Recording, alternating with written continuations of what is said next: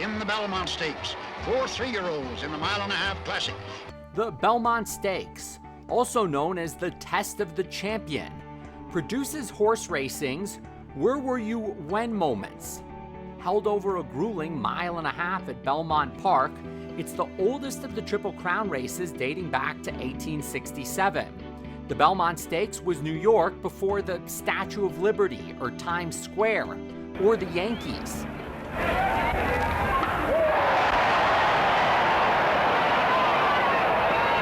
More than just great performances, sports yearns for legends like Babe Ruth. Honey, how'd you like that one? Just a perfect fit All for your right. first home run. How do you like that? Well, I'm going out now and trying to make another one for you.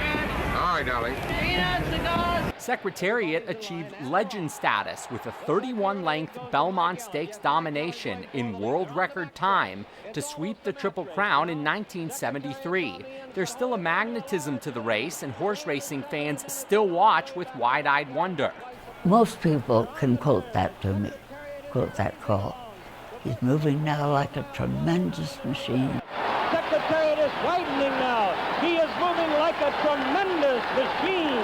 Secretariat by 12. Secretariat by 14 lengths on the turn. Sam is dropping back. It looks like they'll catch him today as My Gallant and Vice Prince are both coming up to him now. But Secretariat is all alone. He's out there almost a 16th of a mile away from the rest of the horses. Secretariat is in a position that is impossible to catch. He's into the stretch. Secretariat leads his field by 18 lengths. And now Vice Prince has taken second, and My Gallant has moved down to third. They're in the stretch. Secretariat has opened a 22-length lead. He is going to be the Triple Crown winner. Here comes Secretariat to the wire. An unbelievable, an amazing performance. He hits the finish 25 lengths in front. I was excited, but the crowd was going crazy, and I wanted to relate to the crowd. I love the connection with the crowd.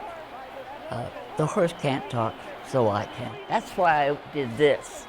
In addition to legends, sports is also built on rivalries. The Belmont Stakes solidified one of the best in the history of horse racing.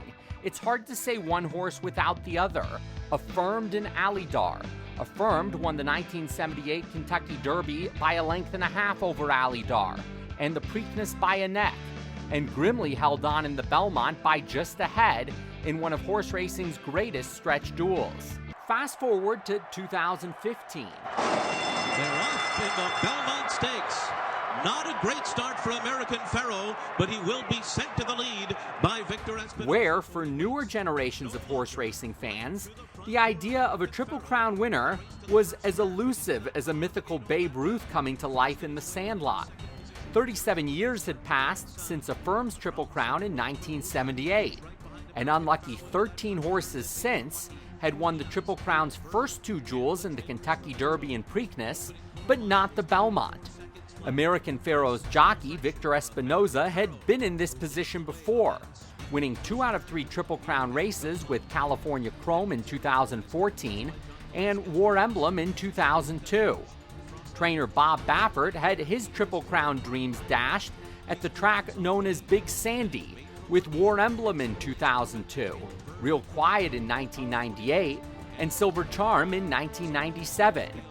But American Pharoah brought to life a Triple Crown winner for a new generation of horse racing fans.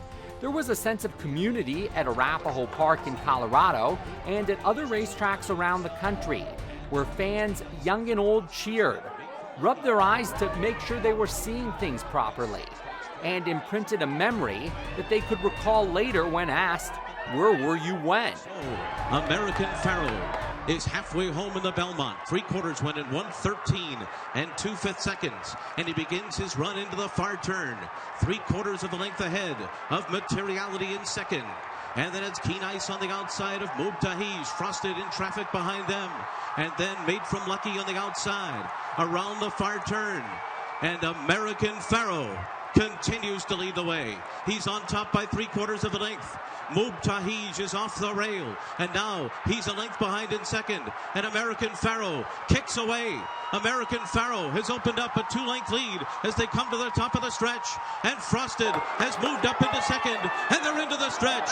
And American Pharoah makes his run for glory as they come into the final furlong. Frosted is second with 1/8 of a mile to go. American Pharoah's got a 2-length lead. Frosted is all out at the 16th pole. And here it is. The 37-year wait is over. American Pharoah is finally the one. American Pharoah has won the Triple Crown.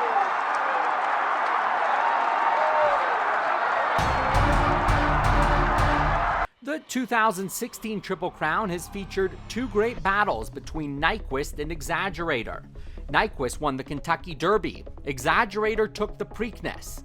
Nyquist will sit out the Belmont Stakes. Exaggerator will be the likely favorite.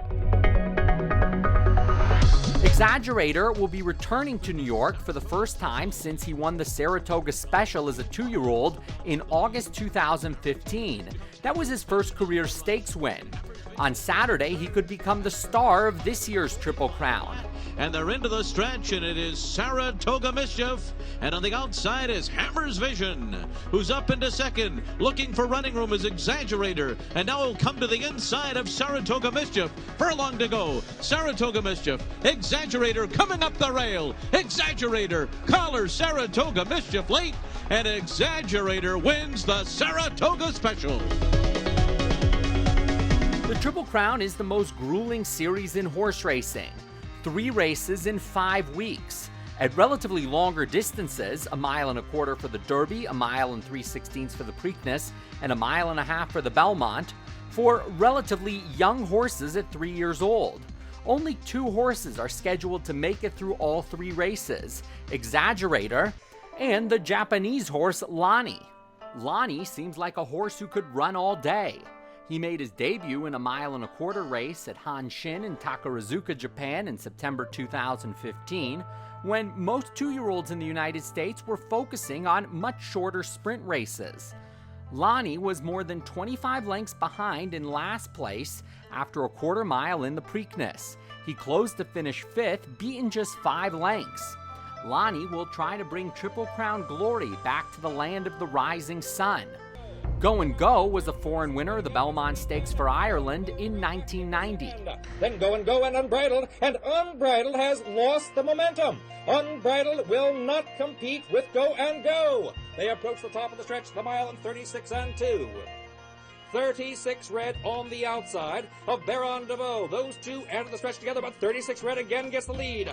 36 red leads by a half. Coming on the outside, Go and Go. Go and Go on the outside of 36 red. They're at the 8th pole together. Go and Go gets the lead. 36 red on the rail second. Baron DeVoe is third. Then Yonder and Unbridled past 16th pole. And Go wins the Belmont. Cherry Wine nosed out Nyquist for second in the Preakness and hopes to take another crack at Exaggerator in the Belmont. He has a closing style that could be suited for the long race.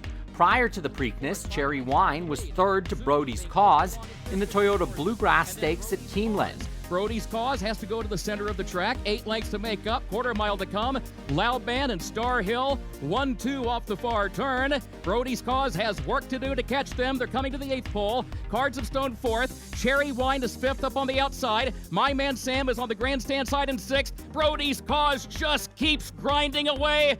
Cherry Wine is running late on the outside. Brody's Cause at the 16th pole. Chased by Cherry Wine. My Man Sam running huge from last. But Brody's Cause in front. Brody's Cause for Luis Saez to win the Toyota Bluegrass. Brody's Cause then was 7th in the Kentucky Derby and is expected to join 5th place finisher Sudden Breaking News, 6th place finisher Destin, 13th place Creator, and 16th place Trojan Nation as Derby runners who passed on the Preakness in favor of the Belmont. Will the extra rest help? Do Exaggerator and Lani still have more in the tank? That uncharted final 1/4 mile in the 1.5 mile Belmont will give the answer. The Belmont Stakes will be one of 9 graded stakes races worth a total of $7.35 million at Belmont Park on Saturday. Not only the third jewel of the Triple Crown, but similar to the Breeders' Cup, with races for top horses in several racing divisions.